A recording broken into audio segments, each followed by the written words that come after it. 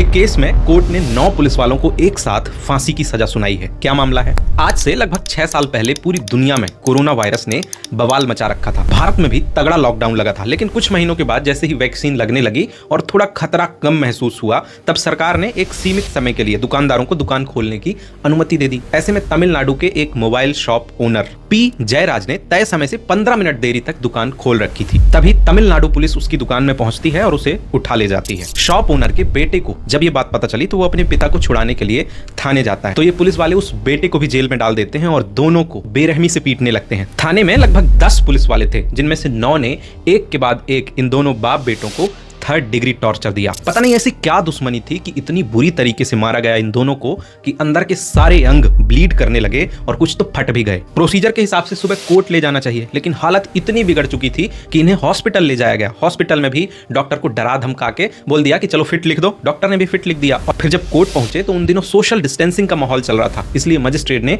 दूर से ही बालकनी से ही हाथ हिलाकर रिमांड दे दी। अब पुलिस वालों को और मौका मिल गया। इन दोनों को फिर जेल ले जाया गया और फिर इतनी पिटाई की गई कि 2 दिन के बाद बेटे की मौत हो गई और फिर उसके अगले दिन पिता यानी कि पी जयराज की भी डेथ हो गई। घर वालों ने पूरी ताकत लगा दी न्याय पाने के लिए। और पता है ये जो न्याय मिला है इसमें सबसे बड़ा योगदान किसका है? मैंने आपको बताया था ना कि थाने में 10 लोग थे, लेकिन मारा 9 लोगों ने था। एक थी महिला कांस्टेबल जिसने नहीं मारा था और वो गवाह बन गई कि पूरी रात कई दिनों तक इन दोनों को बुरी तरह से पीटा गया है। इन्हीं सब सबूतों को देखते हुए मद्रास हाई कोर्ट के मदुरई ब्रांच ने इन 9 पुलिस वालों को डबल डेथ सेंटेंस सुनाया है, मतलब दोनों की हत्या के लिए अलग अलग फांसी की सजा। अब देखो, अभी ऐसा फिक्स नहीं है कि फांसी लगेगी ही। अभी मामला जाएगा मद्रास हाई कोर्ट, वहां से जाएगा सुप्रीम कोर्ट तक। इसके बाद तय होगा कि इन्हें फांसी होगी या नहीं। लेकिन आप अभी तय कर सकते हैं कि इन्हें फांसी होनी चाहिए या नहीं। कमेंट में मुझे बताइए और ऐसे और वीडियोस के लिए तुरंत सब्सक्राइब कर लो।